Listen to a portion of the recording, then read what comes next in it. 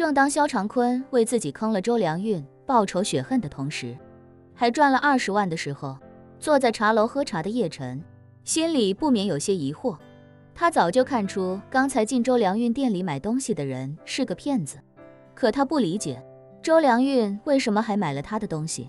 莫非那东西真是北宋的？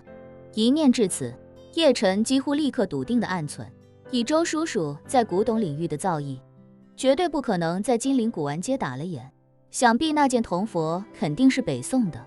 于是他也不禁感叹，这个局看来就是我那个冤种老丈人跟张二毛琢磨出来的。如果让他们知道今天30万卖给周良运的东西值上千万，不知道他们会是怎样的心情。与此同时，周良运看着那人已经远去，便起身将店门从里面关上，随后仔细端详起了自己刚刚收到的这尊铜佛。他坚信自己的眼光，这就是一尊北宋时期的鎏金铜佛，而且他刚才说的稍微有一点保守，这东西的制作工艺放在北宋那个年代的背景下，绝对算得上极其考究，在那个年代算得上是铜器的巅峰。北宋铜器保留下来的极少，制作这么精美的就更是少之又少。很多玩古董的可能一辈子也没摸过一件，但有一说一，这皮壳也确实可惜至极。周良运推测，很可能是这尊铜佛经过漫长的岁月传到了不懂的人手里，表面的鎏金没有保养好，所以发生了脱落，落得多了之后，索性干脆就一不做二不休，把斑驳的鎏金层全都剥除了。没了鎏金，皮壳又在玻璃中受了损伤。对北宋铜器没有精深研究的人，哪怕是古董行业的老玩家，恐怕大部分看到这东西的第一感觉也都会觉得是近代仿品。所以周良运推测，一定是专门造假的古董贩子，在偶然得到这尊铜佛的时候，将其判断成了近代的物件，然后在它的基础上重新做旧，搭配了一个不知从哪收来的宣德年铜制底座，把它们攒成了一套，以欺骗别人是宣德年制的东西。周良运也是基于这一点判断，刚才来卖东西的人肯定就是为了骗自己而来的。那人说是拿父亲的遗物出来卖钱，但言语间对这尊铜佛又非常了解，知道年代啊，知道背景，甚至张口还能来几句譬如大开门这样的专业术语，连宣德年铜器的价格都能说出一个比较精准的范围。按理说他对古董应该是有所涉猎的，但是此人却对北宋的年代都不清楚，看得出他根本就不懂最基本的历史。稍微对古董有一点涉猎的，不说把历朝历代的皇帝年号以及时间倒背如流，起码也有一个相对明确的概念。随便说哪位皇帝的年号，心里就能有一个大概的时间概念。就算不能做到提及年号就想起年份，但唐宋元明清这5个大朝代是万万不可能搞不懂的。所以按照常理推断，那人不可能一聊北宋，连北宋在公元上对应的年份都不清楚。除此之外，那人几次做出重要决定都是在看过手机之后。周良运推测，他只是受人指使的工具，而指使他的人肯定自以为这东西能够唬住自己，让自己打眼，所以才让他来完成这个骗局。想到这里，周良运也开始猜测起了背后的主使。在古玩街，有人专门靠骗散客为生，但也有人专门靠骗商户为生，拿着假东西骗古董贩子，在这一行早就屡见不鲜。自己打开门做生意，有人来骗自己也不稀奇，但奇怪的是，自己今天才算是刚勉强营业，没有什么知名度，连个正儿八经的招牌都没有，怎么这么快就有人盯上自己了？这让他意识到，这个局一定是有人在专门针对自己。至于是谁在针对自己，周良运觉得大概率就是张二毛。原因无他，主要是张二毛之前就来过自己店里，而且还问了自己开店的投资规模。自己为了低调，跟他谎称也就几十万，而刚才那人拿着东西来了之后就开价50万，这看起来就是想一步到位，把自己几十万的投资规模全骗光。而且做古董这一行，被骗点钱还不是最致命的，最致命的是传出去一个不专业的名声，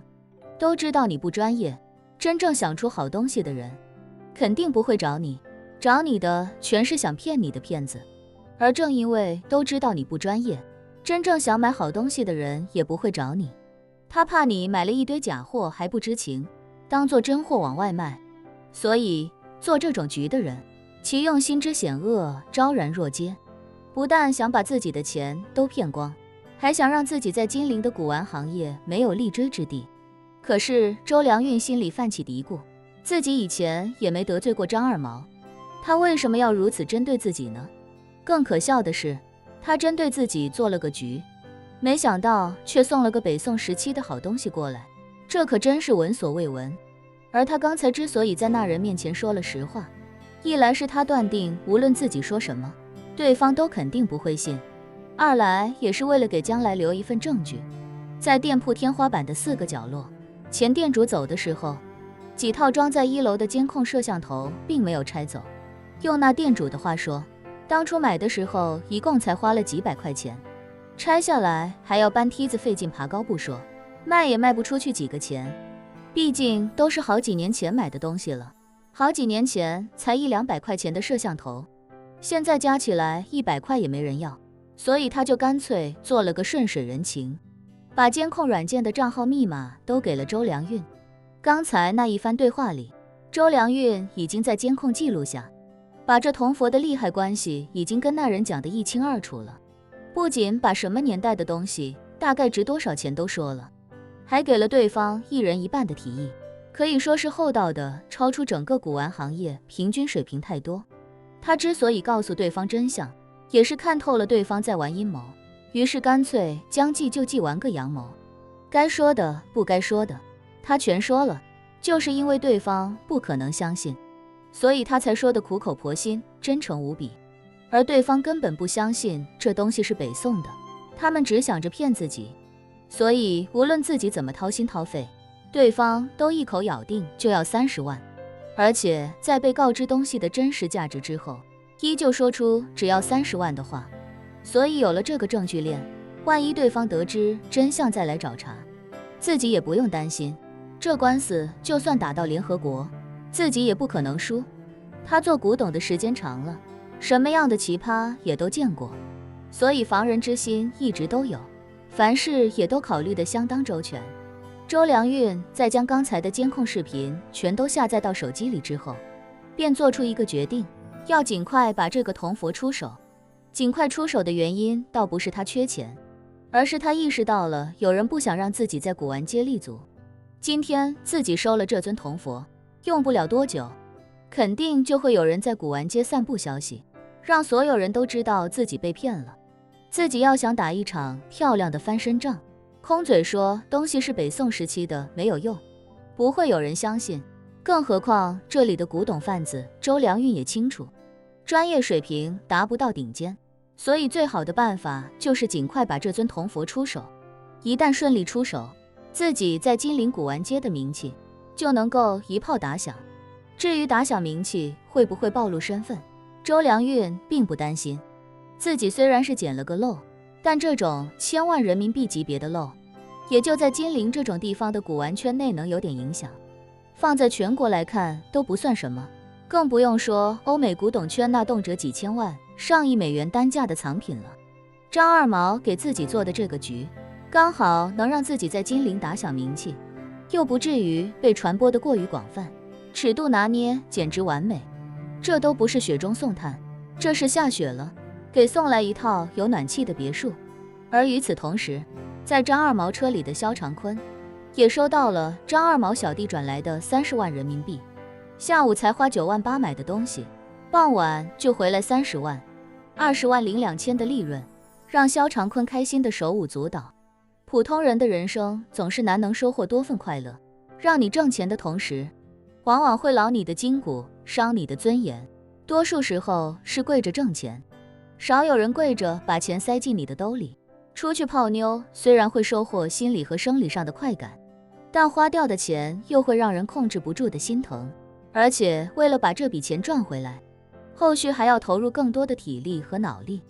但萧长坤今日算是体验到了什么叫全方位的大满足，钱赚了，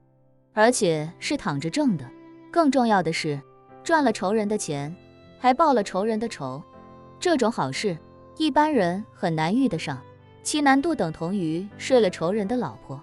酒店是仇人的老婆花仇人的钱开的，